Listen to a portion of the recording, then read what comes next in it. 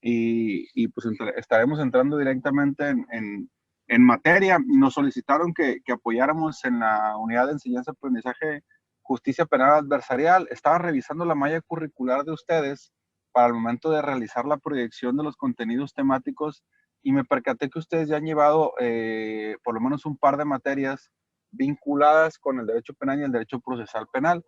En esta unidad de enseñanza hicimos una proyección retomando los temas del derecho procesal penal y obviamente trataremos de entrar en temas más específicos, más particulares. ¿A qué me refiero con esto? Ustedes ya vieron, independientemente de que ustedes ya vieron derecho procesal penal, vamos a hacer un repaso rápido del procedimiento, eh, pero también me interesan temas o nos interesan temas como el derecho penal del enemigo, que a final de cuentas es una corriente de pensamiento y es una práctica a la cual se recurre y que da incluso origen o fundamento al concepto como tal de derecho penal adversarial. Como introducción general, les comento, la intención de nosotros es dar un seguimiento, tratar de complementar la formación que ustedes ya tuvieron en esas unidades de enseñanza-aprendizaje. Les digo, y si haremos un repaso genérico del derecho. Si se dieron cuenta, como vienen proyectado el desarrollo de las unidades, eh, particularmente esta semana estaríamos hablando de conceptos, de antecedentes y de principios. ¿De cuáles principios? Pues obviamente los principios del sistema procesal penal, del sistema penal adversarial, que es una denominación, es un ente conceptual que algunos autores han decidido retomar para llamar directamente al sistema penal acusatorio. Digo, a final de cuentas, pues habíamos comentado, o ustedes ya tienen la referencia en las otras materias que llevaron, pues a final de cuentas es una reforma, bueno, es una modificación no solo de nuestro país, sino es una modificación que se da, o es un movimiento prácticamente de toda Latinoamérica. En los 90 se crea a través de juristas argentinos, colombianos y chilenos el bien llamado o el mal llamado código tipo. ¿Y a qué nos referimos con el código tipo? Es un código penal procesal tipo en búsqueda que se hiciera una modificación o una variación del sistema inquisitivo o semi-inquisitivo que teníamos los diversos países latinoamericanos a un sistema acusatorio adversarial. A veces la palabra adversarial nos causa un poquito de ruido, pero esencialmente si nos vamos a la conceptualización de la palabra adversarial, a eso se refiere. ¿A qué? A que hay una confrontación o que las partes se confronten como adversarios. Obviamente que recordemos que las partes en un proceso tenemos dos partes o dos bandos, si lo queremos ver así, algunos autores de esa manera lo conceptualizan, pero tenemos muchos intervinientes. No olvidemos que tenemos a la víctima ofendido, tenemos a su asesor jurídico victimal, tenemos al imputado, tenemos al defensor público o privado del imputado, tenemos al Ministerio Público, que ojo, hago la puntualización, porque muchas de las veces cometemos ese error o confundimos.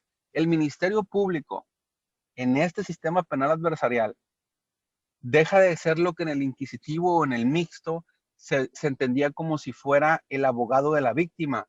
No es así. El Ministerio Público es el representante de la sociedad, es el que ejercita la acción penal en nombre de la sociedad. A lo mejor lo hemos visto en algunas películas, en algunas series o algo de que el Estado contra tal persona. En el sistema norteamericano regularmente sí se utilizan ese tipo de conceptualizaciones o se menciona o se expresa con respecto a las partes. Siempre se habla, el Estado te acusa de, o el Estado presenta la acusación en contra de X persona por haber cometido tal delito, porque en esencia o en naturaleza los delitos no solo afectan a la esfera jurídica del particular, sino afectan al conglomerado de la sociedad como tal. ¿A qué me refiero con eso? Si cometió un homicidio, no solo el directamente afectado, pues obviamente es la persona afinada y su familia, sino es todo el entorno social, porque se crea una descomposición social, porque se crea una instabilidad, porque hay muchas consecuencias en las ondas expansivas de las conductas criminales. No sé si más o menos nos vamos entendiendo de el por qué se determina como derecho sistema jurídico adversarial. Vemos a las contrapartes, que es la víctima ofendido por un lado con su apoyo del asesor jurídico victimal, que es una nueva figura que no existía antes en nuestro sistema, y tenemos por otro lado el imputado con su defensor público privado, y tenemos dos entes gubernamentales, un administrativo que es el área de procuración de justicia, que es el Ministerio Público, o la Fiscalía representada a través de los ministerios públicos, y tenemos por otro lado el ente de impartición de justicia, que es el ente juzgador, que puede ser en algunos sistemas unilateral o plural, o sea, uninominal o plural, porque en algunos estados y en algunos países los tribunales no son unitarios, los penales son colegiados, hasta de 3 jueces. Nada más para más o menos entrar en contexto. Me regreso a lo que les estaba diciendo en introducción. Los 90s hay un movimiento doctrinal, primero, y político, por supuesto, hacia variar el sistema latinoamericano. ¿Por qué? Porque había muchas transgresiones y muchas violaciones de derechos humanos. Empezó a haber presión social, empezó a haber presión internacional para que homologáramos los sistemas. Se crea el Código Nacional tipo, Código Procesal Penal tipo, y de ahí vienen emanando los códigos nacionales de prácticamente todos los países latinoamericanos. Los primeros que retoman el modelo, y es uno de los modelos más exitosos, es el chileno. Regularmente, la mayoría de los libros vamos a encontrar referencias al modelo chileno. Les hago yo un pequeño paréntesis, una acotación. Regularmente, si nos vamos a comparar, yo les recomendaría, y se los había comentado creo en la materia anterior, si nos vamos a comparar con un modelo, hay que tratar de hacer un ejercicio de derecho comparado, no por quererte comparar con el mejor o con el que tenga mejor indicadores, tienes que tomar en cuenta otras variables. Tenemos que tomar en cuenta, por ejemplo, como en el caso del modelo chileno, ellos tienen un gobierno centralista. ¿A qué me refiero? No hay estados autónomos.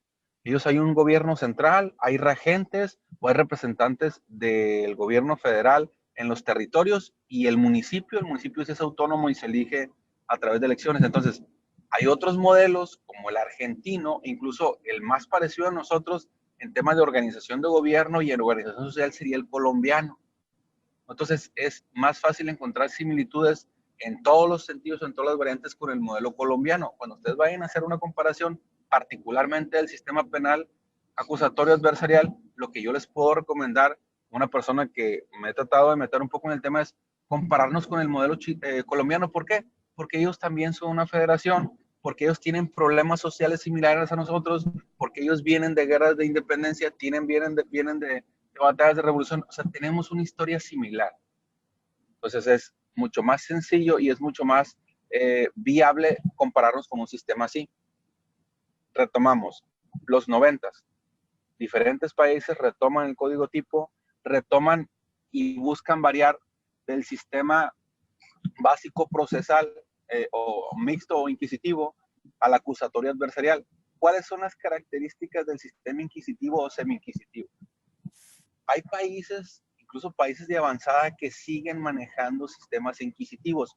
¿Por qué se les llama sistemas inquisitivos? Desde la referencia de la Inquisición, donde una misma autoridad procuraba e impartía justicia. Y les voy a poner un ejemplo muy claro. En Europa, España, Alemania, ellos cuentan con una figura que se llama el juez instructor. ¿Qué es el juez instructor?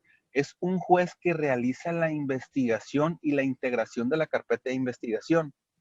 Una vez que termina de integrar la carpeta de investigación, se la pasa al Ministerio Fiscal, que es el que realiza la acusación de nuevo, ante el ente jurisdiccional. Nada más que ahí pudiéramos verlo en el similar con nosotros. Nosotros aquí tenemos 3 tipos de jueces. Tenemos el juez de garantías, tenemos el juez de juicio oral y tenemos el juez de ejecución de sentencias. Pues ellos, en vez de tener 3 jueces, tienen 4 tipos de jueces. Tienen el juez instructor, el juez de garantías, el juez de juicio y el juez de ejecución de penas.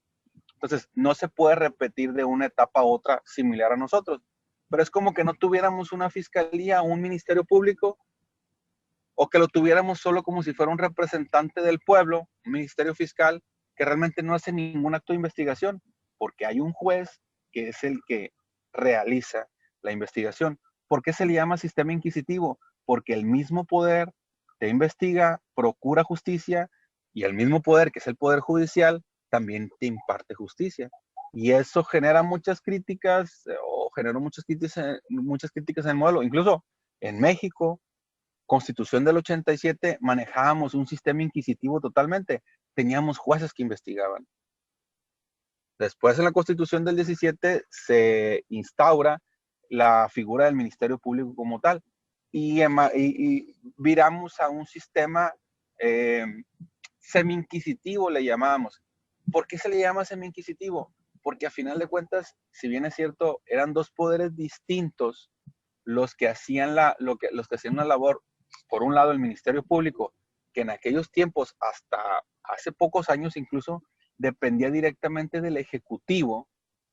Ellos son los que hacen o hacían la investigación, y de ahí el Poder Judicial eran los que impartían justicia. Pero se hacían muchas críticas porque se decía que como había una vinculación directa entre los poderes, como siempre se nos ha criticado a los modelos latinoamericanos, de que no tenemos una división y un equilibrio de poder real. ¿Qué es lo que sucede? Pues nacen los entes con autonomía constitucional, como en el caso de la Fiscalía. Nace un ente, o sea, nace una figura gubernamental que no depende directamente de ninguno de los poderes, que es un ente autónomo y que es el que supuestamente debería estar facultado y debería tener el suficiente respaldo social incluso para que realice las investigaciones de manera adecuada y que presente las acusaciones de manera extraído de todos los intereses que el propio poder o que los tres poderes preconstituidos, que es el Ejecutivo, el Legislativo y el Judicial, pudieran tener. Mucho tiempo se criticó que el Ejecutivo utilizaba al Ministerio Público ¿para qué? Para perseguir a sus contrincantes políticos. Eso se hizo durante mucho tiempo. Muchos autores criticaron, digo, y no solo en nuestro país, en toda Latinoamérica se decía, no, pues es que el Ministerio Público se utiliza como figura, como una herramienta de poder. Incluso les voy a poner un ejemplo. Hay autores en este momento, digo, trayéndonos a la realidad, a pesar de que ya estamos en un sistema acusatorio adversarial, nuevo sistema de justicia penal a partir de la reforma del 2008 y después la creación del Código Nacional de Procedimientos Penales, la reforma del 2011 de Derechos Humanos. Hay algunos autores que se están aventurando a decir que ahorita un tema tan palpable y tan novedoso como lo que está sucediendo ahorita, de cómo bueno, algunos autores dicen que se está utilizando la unidad especializada en delitos financieros que tiene Hacienda, que debería de depender de la Fiscalía, porque la Fiscalía es la que supuestamente es la única que está facultada para realizar investigaciones. Ahí se hace una excepción en el área hacendaria y existe una unidad especializada que atiende Santiago Nieto, y a través de esa área de gobierno ejecutivo se está haciendo ciertas persecuciones en aras de combatir la corrupción, pero se está haciendo una crítica de, bueno, ¿hasta dónde se está utilizando como se utilizaba en el sistema semi-inquisitivo? Hay personas que podemos estar de acuerdo o que no podemos estar de acuerdo en que se están haciendo bien o mal las cosas. La realidad es que desafortunadamente, estén bien hechas o están mal hechas, pues se puede entender o pudiera existir la posibilidad que sí se pudiera llegar a utilizar como una dependencia gubernamental para hacer presión política. Digo, hace poco ahora, un día, 2 días, renuncia un ministro de la Corte, algunos exfuncionarios del sexenio anterior. Y yo no con esto estoy diciendo que sean o no culpables. El problema es hasta dónde utilizas para unos casos y para otros no, porque tenemos el caso de otros servidores públicos de esta propia administración que se les exculpa con disposiciones administrativas. Entonces, ¿hasta dónde es justo por un lado o injusto por lo otro? Dogmáticamente siempre se ha hecho la crítica de, a ver, necesitábamos variar, necesitábamos pasar del semi-inquisitivo, que era donde el Ejecutivo utilizaba una figura administrativa para coaccionar a sus contrincantes, a una acusatoria adversarial, perfecto. donde se tienen sus principios, donde se tiene su historia, donde se tiene su estructura, perfecto. Pero que siguieron quedando algunas pequeñas lagunas, como en este caso el tema sendario, donde la unidad de inteligencia financiera es la que realmente hace todo el trabajo de procuración de justicia o de investigación, para después entregarle una carpeta al fiscal o a la Fiscalía General a través de la Vicefiscalía Especializada en Corrupción, para que ellos nada más presenten ante el ente jurisdiccional la acusación. Entonces, ¿hasta dónde estamos cayendo de nuevo en lo mismo? Les digo, y el problema es que nuestra historia nos dice que se ha utilizado en otros momentos figuras similares y desafortunadamente se puede vislumbrar que a lo mejor se siguen utilizando. Les digo, y a lo mejor dirán ustedes, no, pero el profe ya se metió en temas políticos. No, son temas jurídicos y son temas actuales y son temas muy importantes a tomar en cuenta porque, ojo, somos abogados en formación. La universidad, ¿qué es lo que quiere? Que en ustedes incentivar, ¿qué? La mentalidad crítica y, incentivar en ustedes la facultad o la posibilidad o las habilidades de sistematizar la información.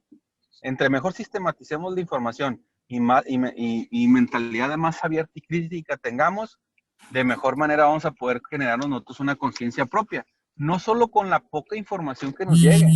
No, la intención es que nosotros mismos nos hagamos hacer de la mayor cantidad de información posible, la sistematicemos, la segmentemos, o sea, hagamos una criba de la misma, digamos, a ver, modelos, similitudes, ¿qué es lo que está pasando? ¿Por qué unos sí, por qué otros no? Porque es importante que nosotros entendamos, digo, porque somos abogados en formación y nos tienen que hablar con hechos. A ver, la ley es de aplicación general. Entonces, ¿por qué segmentas? Estamos hablando de un sistema adversarial. Perfecto. Teoría, ¿cómo se dice? Derecho penal del enemigo. Necesitamos tratar al contrario, al de enfrente, como un enemigo. Necesitamos acabar con él. Perfecto. Sí, pero el enemigo no deben de ser tus aliados o no aliados por amistades, por política, por nada. Tú obedeces como un servidor público a una representación social y tu representación social te obliga a que tú busques que se procure y se imparta justicia a través del marco jurídico aplicable, que es de aplicación general. Entonces, partiendo de eso, es muy importante que entendamos los alcances de nuestro sistema. Tenemos un sistema muy bonito. La mayoría de las veces nos gusta mucho criticar las leyes. Sí, es cierto, somos una ciencia social y somos una ciencia, somos perfectibles, todas nuestras actuaciones, nuestro actor es perfectible, pero necesitamos partir de análisis concretos y de análisis a conciencia. ¿Para qué?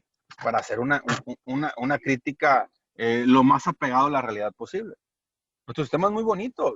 Ahorita vimos rápidamente algunos antecedentes básicos y lo que generó movimientos sociales, movimientos políticos, incluso movimientos supranacionales para presionar a Latinoamérica como tal para que variara su modelo y partiera del clásico modelo de primero te encierro y después investigo a no, presunción de inocencia. Primero tengo que comprobarte que tú eres el presunto responsable, el probable responsable de haber cometido la conducta típica, ilícita, todos los elementos que ustedes conocen, para no caer en lo mismo de antes.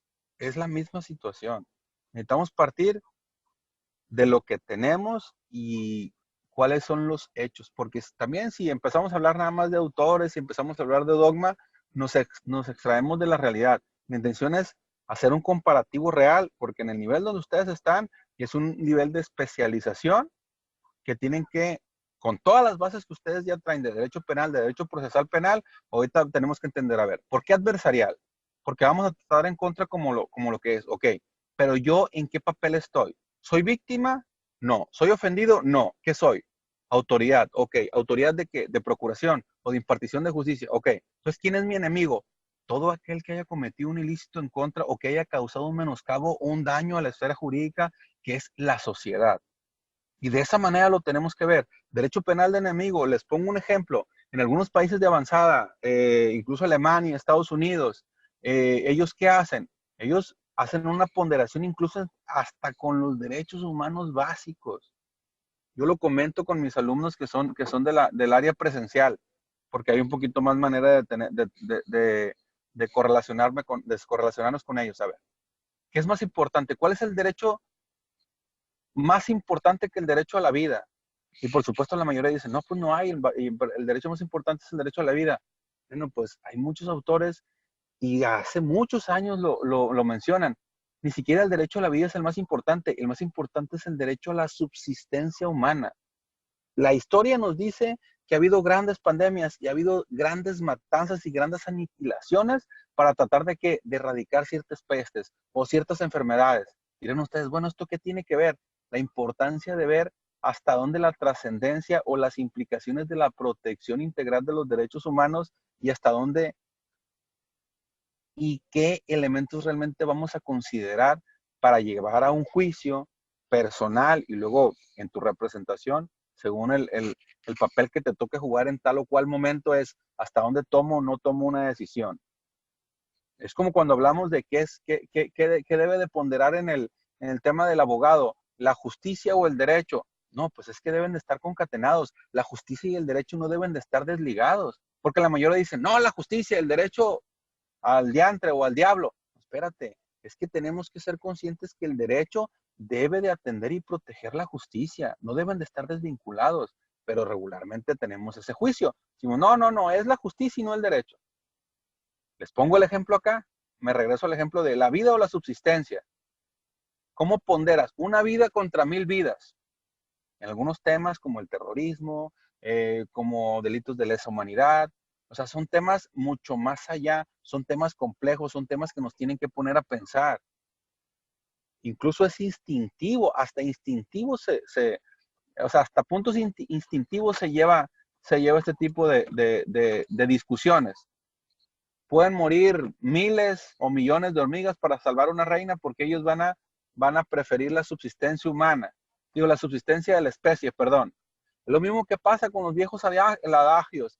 Se está hundiendo el barco que dicen mujeres y niños primero. ¿Por qué? Porque pondera las nuevas generaciones, los niños futuro, las mujeres procreación. Digo, son conceptos a lo mejor que son a lo mejor un poco hasta retrógradas o que se escuchan burdos si ustedes quieren, pero a final de cuentas es esencia, somos seres humanos, somos seres finitos, somos personas que vamos a perecer en un momento dado porque somos entes orgánicos que tenemos un ciclo de vida. Entonces, en nuestra correlación como sociedad, que no se nos olvide, el derecho es una ciencia social. Y en la correlación que tenemos como sociedad, tenemos que entender que nuestro sistema de justicia penal adversarial fungimos un rol. Y nosotros como sociedad tenemos representantes. Nuestros representantes es el Ministerio Público y es el juez. Oye, que yo no los elegí directamente. No, tú no los elegiste, pero hay autoridades que los designaron porque son autoridades designadas y ellos deben de atender mi derecho como sociedad. Y si no, yo tengo toda la facultad para exigirles que se cumplan mis derechos y que ellos atiendan los derechos y que protejan mis derechos como sociedad cuando se comete un ilícito. Me regreso al principio cuando estábamos hablando de antecedentes. Nosotros tenemos un modelo ahorita que está, por supuesto, y siempre va a estar en proceso de mejora continua. Pero tenemos un sistema penal acusatorio adversarial que lo tropicalizamos de otros sistemas. Partimos de un código tipo supuestamente latinoamericano, pero no había casi juristas mexicanos. No está realmente, no está emanado realmente de nuestra situación real. Entonces tenemos un sistema de justicia que, ¿qué es lo que sucede? Con muchas trabas, con muchas lagunas, con muchos elementos que no lo terminamos de cuadrar acá. ¿Por qué? Porque tenemos una realidad social distinta. Es distinto, les pongo el ejemplo, como cuando hablamos de una teoría del ejercicio de la acción penal civil, o bueno, una teoría del ejercicio de la acción civil o de la acción penal.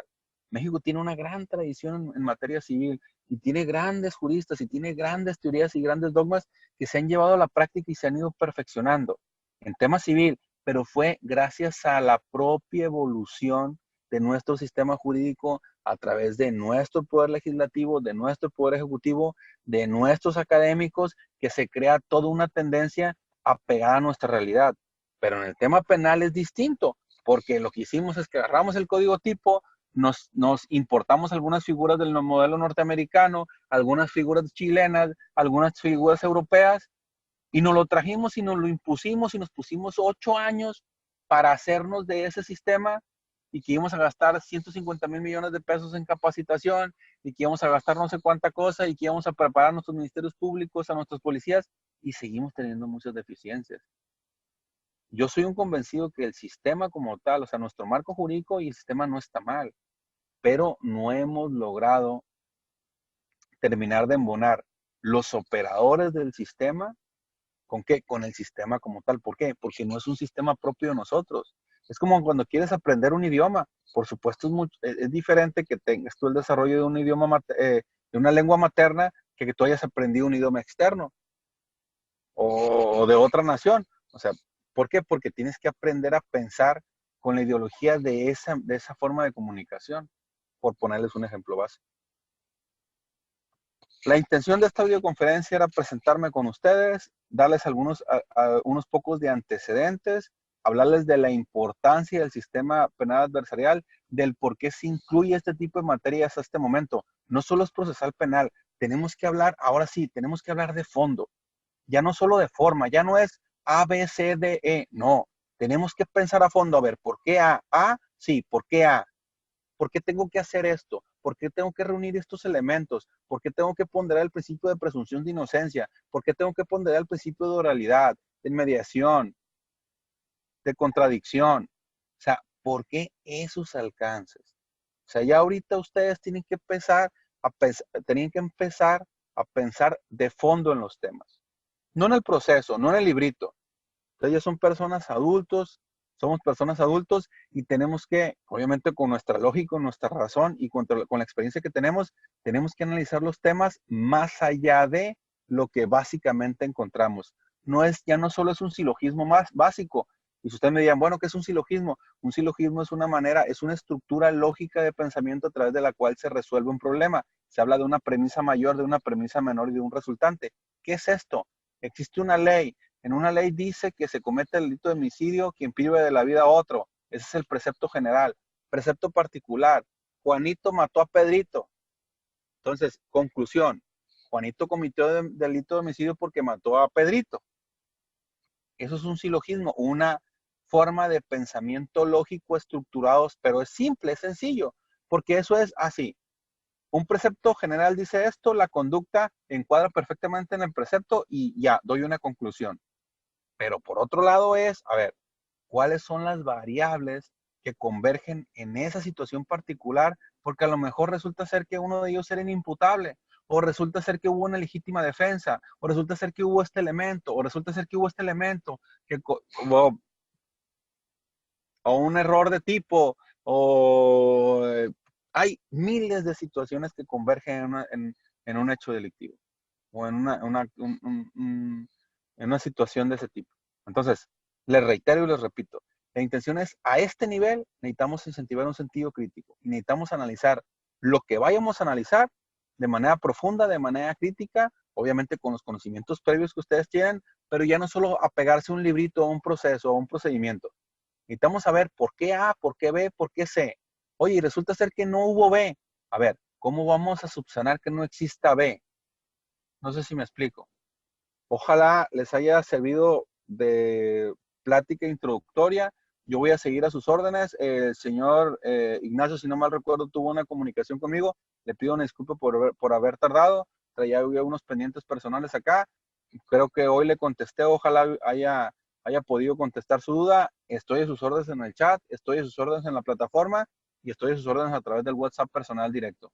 Me gustaría escuchar si tiene algún comentario. Y si no, con esto, hasta aquí yo cerraría mi participación por este momento. Seguiríamos trabajando con las actividades de la plataforma y nos veríamos la semana próxima.